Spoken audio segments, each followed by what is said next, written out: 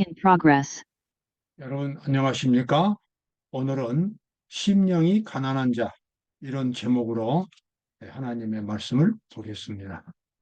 심령이 가난한 사람, 자신의 부족을 느끼는 사람, 인생의 허망함을 깊이 느끼고 영원한 빛을, 영원한 진리를 갈망하는 그와 같은 마음, 그것이 바로 가난한 마음이 되겠습니다. 가난한 마음이 있음으로써 비로소 사람은 영원한 진리를 받을 수 있기 때문에 예수님께서는 산상보훈에서 복 있는 사람을 설명하실 때에 첫 번째로 언급한 그 대상이 심령이 가난한 사람이었습니다. 심령이 가난한 자는 복이 있나니 천국이 저희 것이라고 말씀하셨습니다. 마태복음 5장 3절에 나와 있는 말씀이죠.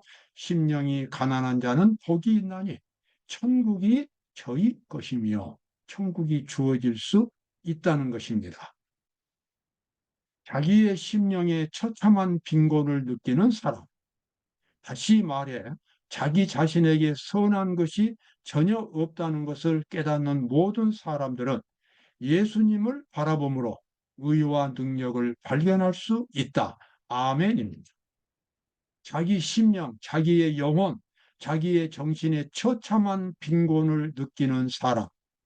다시 말해 자기에게 선한 것이 전혀 없다는 것을 깨닫는 모든 사람들은 예수님을 바라봄으로 정말 생명의 근원이신 예수님을 바라보고 그분 앞에서 마음을 공개함으로써 하늘의 빛이 들어올 수 있다는 것입니다. 예수님은 그런 사람들을 위하여 하늘의 밝은 빛을 준비해 놓으셨고 누구든지 심령의 갈급함을 느끼고 진심으로 예수님을 찾는 사람은 바로 자기 속에 뭔가 충만한 하나님의 진리로 채워지는 그러한 경험을 가졌습니다. 과거에 수많은 사람들이 그와 같은 경험을 가졌고 영생의 진리를 발견했습니다. 이렇게 설교하고 있는 저도 바로 그와 같은 경험을 가졌습니다. 하나님을 믿고 의지한다고 하는 것은 이 세상의 모든 것을 가진 것과 같습니다. 반대로 하나님이 없다는 것은 아무것도 없다는 것을 의미합니다. 왜냐하면 우리 모든 인간은 빈 깡통 같은 가난한 인생이기 때문에 그렇습니다.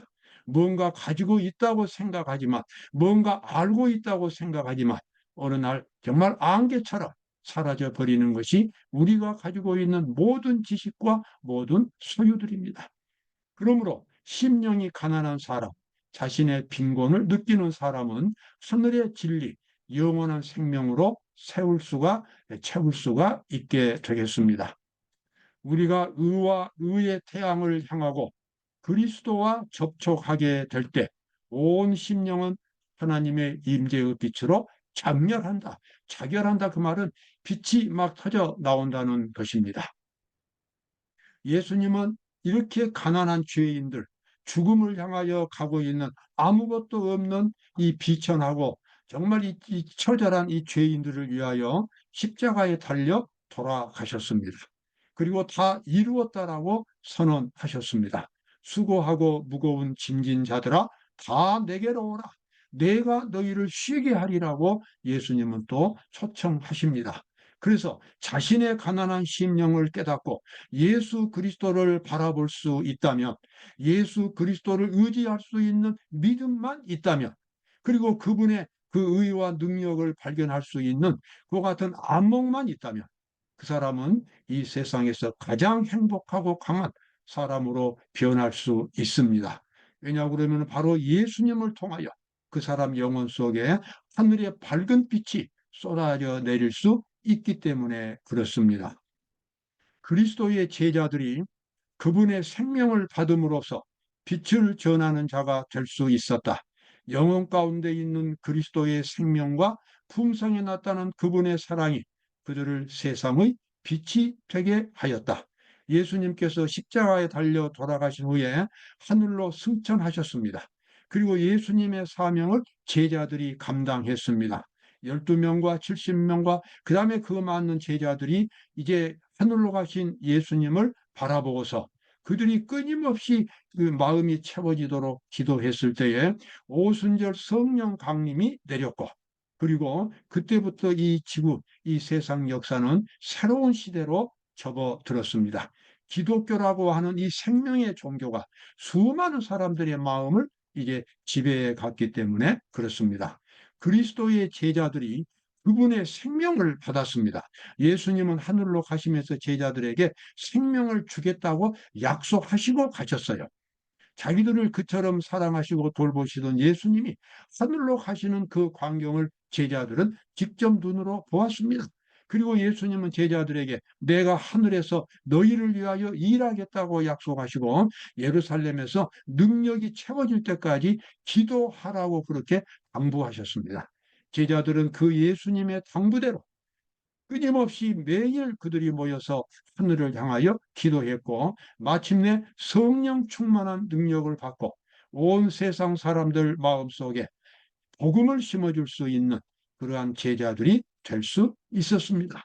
그런데 그와 같은 놀라운 변화가 마지막 때에도 우리 하나님의 백성들을 통해서 일어날 수가 있겠습니다. 자, 예수님은 하나님의 율법, 하나님의 거룩한 계명을 설명하시면서 이렇게 말씀하셨습니다. 좋은 나무가 나쁜 열매를 맺을 수 없고 못된 나무가 아름다운 열매를 맺을 수 없느니라. 아름다운 열매를 맺지 아니하는 나무마다 찍혀 불에 던지우느니라. 예수님은 산상보훈에서 모든 그리스도인들이 하나님의 율법을 지켜야 한다는 사실을 거듭거듭 강조했습니다. 하나님의 율법을 지켜야만 천국에 갈 수 있고 영원히 살 수 있기 때문입니다. 그러나 예수님이 강조하신 율법을 지키는 것은 문자적인 준수의 그 수준이 아닌 것입니다. 바로 그것은 예수님의 정신을 가짐으로써 율법 속에 있는 율법을 만드신 예수님의 뜻에 온전히 일치할 수 있는, 순종할 수 있는 마음의 자세를 갖는 것이 바로 율법을 지키는 것입니다. 그러므로 율법을 지킨다고 하는 것은 어떤 행동으로 나타나는 그 표현, 그 이전에 이미 마음의 상태를 가리키는 것입니다. 마음의 상태가 하나님의 예수님의 그 품성, 예수님의 영혼과 일치되는, 예수님의 뜻과 일치되는 마음을 가지고 있으면 그 사람은 이미 하나님의 율법을 순종하는 사람입니다. 반대로 하나님의 뜻과 일치되지 못하면서 율법을 지킨다고 행동하는 것은 그것은 위선적인 율법주의적인 준수밖에는 되지 않습니다. 여기 예수님께서 그러한 사실을 나무로 쉽게 설명하셨어요. 좋은 나무가 나쁜 열매를 맺을 수 없고 못된 나무가 아름다운 열매를 맺을 수 없느니라. 여기서 예수님이 강조하신 것은 열매가 아니고 나무입니다. 나무가 좋아야, 나무가 어떤 종류별로 좋은 나무가 되어야 좋은 열매를 맺을 수가 있다는 것입니다. 그래서 예수님은 우리의 마음속에 경험되는 그리스도의 의, 그리스도의 정신과 사랑을 거듭거듭 강조하셨어요. 그리고 이것을 누구든지 원하면 다 주시겠다고 약속하셨습니다. 그래서 우리가 진정으로 그리스도인이 되기 위해서는 우리의 마음속에 예수 그리스도의 의를 매일매일 충만하게 채워가는 것이 우리의 특권이고 의무가 되겠습니다. 그렇게 하지 않는다면 우리는 하나님의 율법에 순종할 수가 없기 때문에 그렇습니다. 자, 이와 같은 사실을 말씀하신 예수님은 아주 확실하게 또 약속하셨어요. 구하라. 그러면 너희에게 주실 것이요. 찾으라. 그러면 찾을 것이요. 문을 두드리라. 그러면 너희에게 열릴 것이다. 예수님은 우리에게 하늘의 무한한 복을 주실 수 있는 모든 길을 열어 놓으셨습니다. 그 길이 바로 예수님의 십자가고 예수님께서 이 세상에 생활하셨던 고난에 찬 생활, 그 고난을 통해서 예수님이 품성을 이루셨고 그 품성을 우리 마음속에 심어 주심으로써 율법을 지킬 수 있는 그런 사람으로 만들어 주겠다고 약속하셨습니다. 여러분, 이와 같은 경험을 갖기 위해서 높은 신학 공부를 할 필요가 없습니다. 어떤 학문이, 아주 고도의 학문이 필요한 것도 아닙니다.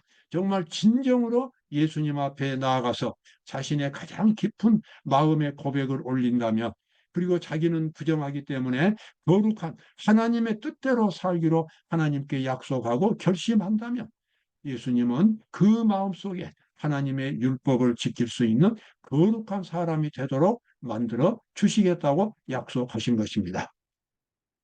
그래서 예수님은 아주 분명하게 여기서 강조하셨어요. 내가 율법이나 선지자나 폐하러 온 줄로 생각지 말라. 폐하러 온 것이 아니요 완전케 하여 함이로다. 여러분이 혹시 하나님을 믿는 사람이라면 주변에서 이 율법을 지키지 않고 믿음으로만 구원을 받는다고 말하는 그리스도인들을 만날 수 있습니다. 여러분, 그런 주장은 가짜 주장인 것입니다. 사탄의 주장인 것입니다.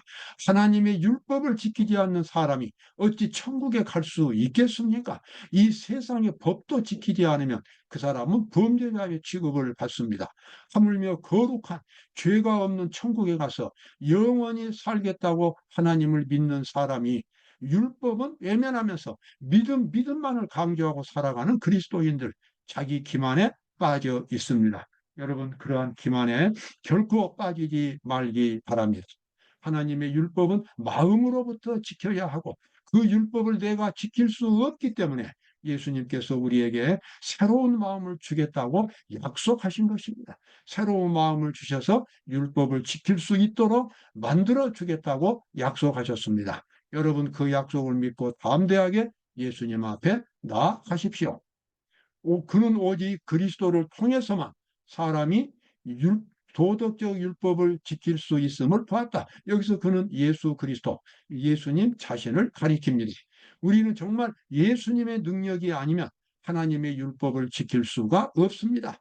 예수님에 대한 믿음이 없으면서도 확실하게 자기 자신을 그리스도께 맡기지 않으면서도 자기는 율법을 지키고 있다라고 생각하는 것은 그것은 잘못된 생각인 것입니다. 예수님을 믿고 예수님의 마음을 갖지 않으며 예수님의 마음으로 변화되지 않으며 그리고 예수님의 마음이 굳게 자리를 잡지 못하면 우리는 끊임없이 율법을 어길 수밖에 없습니다. 그분은 그대의 궁핍을 당신의 은혜의 부요함과 바꾸라고 명령하십니다. 우리의 궁핍입니다. 정말 우리 죄인은 속에 아무것도 없고 오직 어둡고 냉랭한 정말 이 절망적인 죄밖에는 갖고 있지 않습니다. 우리가 이 죄인의 길을 너무나 잘 압니다. 외롭고 힘들게 살다가 결국은 한 줌의 흙으로 돌아가는 것이 우리 죄인의 길입니다. 예수님은 이런 정말 가난하고 보잘것없는 죄인들을 위해서 그들에게 영생을 주기 위하여 십자가에 달려 돌아가셨습니다. 그러고 나서 우리에게 이제 초청하십니다. 그대의 궁핍을 그리스도의 은혜의 부요함과 바꾸라고 그렇게 말씀을 하십니다. 여러분 꼭 이와 같은 바꿈을 하시기 바랍니다. 자, 예수님께서 산상보훈을 말씀하실 때에 마태복음에 그 아주 장엄한 광경이 산상보훈의 마태복음 5장부터 7장까지 나옵니다. 예수께서 무리를 보시고 산에 올라가 앉으시니 제자들이 나온지라 입을 열어 가르쳐 가라사대 산상보훈에 보면 그때 천사들이 그 자리에 함께 했다라고 기록되어 있습니다. 그 예수님이 이 산에 앉으셔서 하늘의 율법, 하나님의 거룩한 도덕을 가르치실 때에 마치 하늘이 땅에 내려온 것 같은 은혜 충만한 분위기를 그때 청중들은 느꼈습니다. 얼마나 마음이 감미로운지요. 사람이 정말 이 세상에서도 천국의 분위기 가운데 살 수 있다는 것을 그날 많은 청중들이 느꼈습니다. 정말 율법주의적인 바리새인들이 성경 공부를 가르치는 것과는 전혀 달랐습니다. 정말 예수님의 그 말씀 한마디 한마디가 죄인들의 마음속에 마치 내리는 이슬처럼 햇빛처럼 그렇게 쬐이게 되었고 제자들은 하늘이 주는 거룩한 감동 속에 그 시간 깊고도 이 넓은 행복감을 느꼈습니다. 여러분 산상보훈은 그렇습니다. 하나님의 율법은 딱딱한 것이 아닙니다. 하나님의 율법 속에는 하나님의 사상이 있을 뿐만 아니라 우리가 그것을 순종함으로써 우리는 정말 무한한 축복과 사랑을 받을 수 있는 길이 열린 것입니다. 정말 하나님을 알고 난 사람은 하나님의 말씀 하나하나가 보석이라는 것을 알게 됩니다. 왜 그렇습니까? 하나님의 율법을 지키면 바로 그것이 행복의 열쇠가 되기 때문에 그렇습니다. 하나님의 율법을 진정으로 지키는 사람들은 다른 사람들에게 존경을 받습니다. 미래에 대한 확신이 있습니다. 그리고 어떠한 경우에도 예수님께서 함께 하신다는 그와 같은 자신감을 가질 수 있습니다. 하나님의 말씀은 천국을 여는 열쇠가 되는 것입니다. 그래서 복 있는 사람은 악인의 꾀를 쫓지 아니하고 죄인의 길에 서지 아니하고 오만한 자의 자리에 앉지 아니하고 오직 여호와의 율법을 즐거워하여 그 율법을 주야로 묵상하는 자로다. 진정으로 하나님을 믿고 구원받은 사람은 하나님의 말씀이 얼마나 아름다운가를 잘 알고 있습니다. 그 말씀을 통해서 하나님의 능력을 받을 수 있고 영생을 얻을 수 있기 때문에 그렇습니다. 예수님은 산상보훈을 통해서 천국의 열쇠, 하나님의 말씀을 가르쳐 주셨습니다. 신명기 28장 1절, 저는 이 성경절을 여러 번 외웠습니다. 내가 내 하나님 여호와의 말씀을 삼가 듣고 내가 오늘날 네게 명하는 그 모든 명령을 지켜 향하며 내 하나님 여호와께서 너를 세계 모든 민족 위에 뛰어나게 하실 것이라. 아멘. 그렇습니다. 여러분, 우리가 진정으로 하나님의 뜻에 순종한다면 우리는 장래에 대해서 염려할 것이 없습니다. 왜냐하면 하나님께서 장래를 약속해 주셨기 때문입니다. 우리가 진정으로 하나님의 말씀을 순종한다면 우리는 세상에서 가장 강한 사람, 가장 아름다운 사람, 가장 존경받는 사람이 될 것입니다. 하나님께서는 이스라엘 백성들이 가나안 땅에 들어가기 전에 이 고귀한 하나님의 율법을 주시고 그 율법대로 살라고 여러 번 강조해서 말씀하셨습니다. 만약에 이스라엘 백성들이 진정으로 하나님의 율법을 순종했더라면 그들은 세상에서 가장 위대한 민족으로 생활할 수가 있었을 것입니다.